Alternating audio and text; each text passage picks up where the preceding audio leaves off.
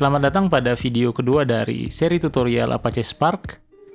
Nah, kemarin kita sudah membahas sedikit tentang definisi Big Data dan ada menyinggung sedikit mengenai database SQL dan NoSQL.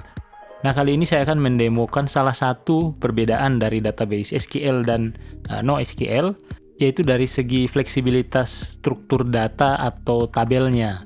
Nah, sebenarnya ada beberapa perbedaan, tapi kali ini kita fokus di satu sisi saja ini dulu. Sebagai contoh, saya punya tabel di MySQL, namanya users. Jadi skemanya seperti ini, ada ID, ada username, password, dan email. Nah, jadi kalau saya mencoba menginputkan data, insert into users, username,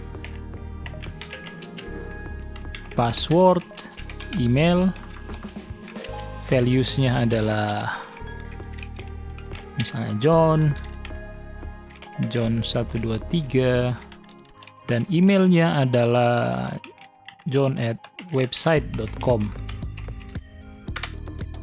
Ya, tidak error, bisa kita lihat isinya seperti apa.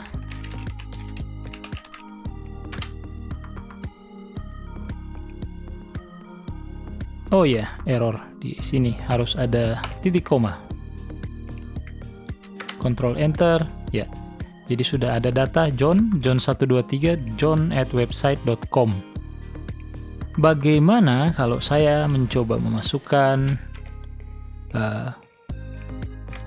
data di sini ada alamat misalnya? Ya. Alamat di sini misalnya Jakarta atau kota ya, kota Jakarta. Coba jalankan.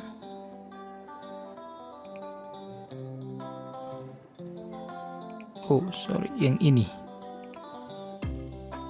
Nah, ini muncul error ya, katanya unknown column, kota in field list.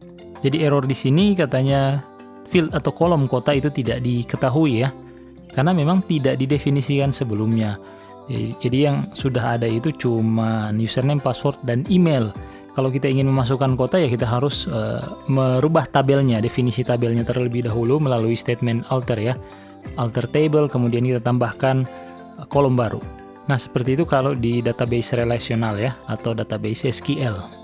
Nah, kalau dengan database NoSQL yang berbasis dokumen, skemanya itu bisa lebih fleksibel. Contohnya seperti ini, kita sekarang sudah berada di Elasticsearch ya. Untuk membuat database baru ya, kita, atau kalau di sini disebut dengan index ya, kita gunakan keyword put, kemudian nama indeksnya apa, misalnya data user ya, kemudian klik tombol ini, jalankan. Nah, kalau acknowledge true artinya sukses. Dan nama indeks yang dibuat adalah ini ya, data user. Oke, coba kita get data user tadi yang sudah dibuat. Lihat isinya. Ini adalah pengaturannya ya. Sini ada mapping, masih kosong. Mapping itu adalah pengaturan, boleh dibilang kalau di SQL mirip dengan pengaturan kolomnya atau field-fieldnya. Kurang lebih seperti itu.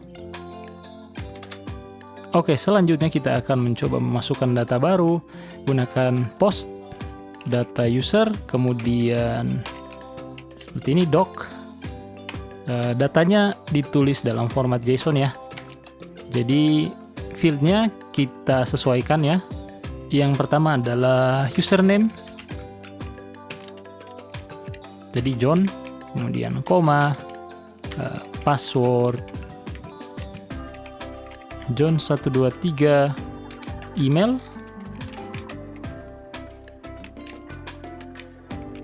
john@website.com. Ya, kita jalankan.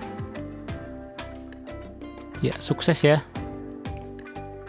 Oke, kita coba get lagi. Saya kembali di sini di highlight ini, kemudian klik ke tombol send request-nya. Maka bisa dilihat sekarang mappingnya sudah ada isinya ya. Kita lihat sudah ada email, tipenya itu teks, kemudian ada password, tipenya teks juga, dan username, tipenya teks juga. Jadi tipe datanya itu langsung dideteksi otomatis oleh Elasticsearch-nya. Jadi sekarang kita punya 3 field di sini, ya, ada username, password, dan email yang dideteksi secara otomatis. Nah, bagaimana kalau saya ingin menambahkan yang tadi itu, kota misalnya. Saya copy paste tadi ya. Ini John 1. John 1231, john1@website.com. Nah, kota ini kita taruh Jakarta, send request.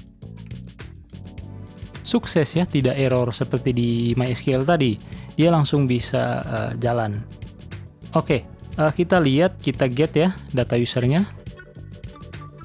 Iya. Perhatikan di sini sudah ada mapping baru, ada field baru, kota ya. Jadi otomatis dibuat. Jadi Elasticsearch-nya tidak akan komplain, oh ini tidak didefinisikan sebelumnya, tidak ada definisinya, tidak seperti itu, dia langsung bikinkan baru saja. Jadi dia lebih fleksibel ya. Kemudian ini cuman definisi dari indeksnya saja. Kalau ingin melihat isinya kita harus menggunakan search ya. Kurang lebih seperti ini. Saya copy yang di atas, kemudian paste di bawah, tapi depannya dikasih nama indeksnya, data user. Kalau yang statement atas ini, get search, ini akan mencari semua, tapi kalau kita ingin mencari indeks data user saja, gunakan data user di depannya. Oke, jalankan. Maka hasilnya seperti ini. Ini data yang pertama tadi, ya, John 123, kemudian ini data yang kedua. Perhatikan pada data yang pertama cuman ada 3 field.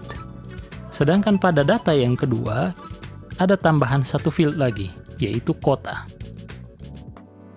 Bagaimana kalau saya tambahkan lagi di sini John 3 gitu ya. Jalankan, saya klik send request. Oke, sukses. Saya cek lagi, search ya ke bawah sini. Jalankan lagi. Untuk data yang ketiga, John 3, field kota itu kosong, tidak didefinisikan gitu ya. Tapi kalau kita mau menambah lagi yang seterusnya dan ada field kota, maka field kotanya akan ditambahkan secara otomatis gitu. Ya, saya harap contoh ini bisa menggambarkan fleksibilitas dari database NoSQL ya, khususnya di sini Elasticsearch. Oke, dari demo singkat tadi kita bisa melihat bahwa database NoSQL itu lebih fleksibel dari segi skema data yang diterima karena dia berbasis dokumen, bukan tabel. Pertanyaan selanjutnya adalah, mana yang lebih baik, database SQL atau NoSQL? Ya, kalau menurut saya sih semua tergantung kebutuhan ya. Kalau kita mendesain sebuah sistem informasi tradisional yang memang struktur datanya itu sudah fix atau sering disebut juga structured data, kemudian ada hubungan antar satu entitas dengan entitas lainnya, ya kita gunakanlah tabel database SQL. Tapi kalau kita butuh menyimpan data dari berbagai sumber yang berbeda dengan tipe data yang bermacam-macam, dengan kata lain datanya itu tidak terstruktur atau bahkan bisa semi terstruktur, gunakanlah database NoSQL. Tidak hanya itu, software database NoSQL sendiri punya fokus yang berbeda-beda. Nah, sebagai contoh Elasticsearch yang tadi saya gunakan untuk demo, itu dari namanya saja sudah jelas ya bahwa dia lebih fokus ke searching atau pencarian. Makanya Elasticsearch sering digunakan untuk mengolah data log dari sistem. Sedangkan MongoDB itu lebih fokus ke sisi CRUD atau create, read, update, dan delete. Nah, selain MongoDB dan Elasticsearch yang saya sebutkan tadi, ada banyak lagi database NoSQL. Contohnya adalah Cassandra, Redis, Couchbase, Apache HBase, dan lain-lain. Jadi intinya adalah setiap database ini punya fokus dan keunikan sendiri. Kita pilih yang mana ya disesuaikan dengan kebutuhan masing-masing. Pada seri tutorial ini kita akan menggunakan Apache Spark untuk menganalisis data. Nah, kemudian hasil analisis ini akan kita simpan ke dalam database Elasticsearch. Pertanyaannya, kenapa pilih Elasticsearch? Karena data dalam Elastic itu bisa dengan mudah kita visualisasikan menggunakan software namanya Kibana, sehingga nanti analisisnya akan bisa kita tampilkan dalam bentuk visualisasi yang bagus dalam waktu yang singkat. Baik, sampai di sini dulu video kali ini. Pada video berikutnya kita akan membahas mengenai horizontal scaling. Sampai jumpa pada video selanjutnya.